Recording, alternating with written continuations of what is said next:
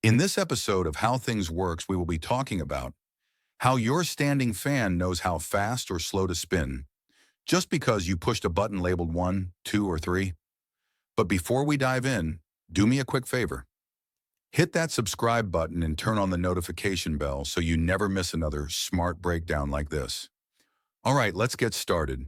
Let's go inside the motor and see what really happens. When you press one of those buttons, you're not just clicking plastic.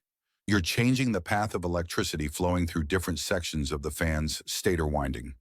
Inside most standing fans, the motor has multiple taps on its copper winding, usually 3, each one connected to a different speed switch. Button 1 connects to the longest section of winding, giving the lowest speed. Button 2 connects to a medium-length winding for moderate speed. And button 3 connects to the shortest section, which gives you the fastest spin.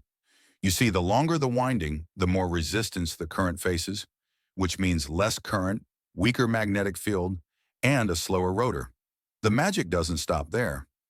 There's a small component called a capacitor, usually around 2 to 4 microfarads, wired into the motor.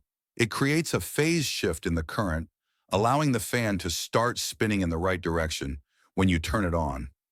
Without the capacitor, the fan might just sit there buzzing, unable to decide which way to go. Also, this capacitor is non-polarized, meaning it doesn't matter which terminal connects where, it works in either direction.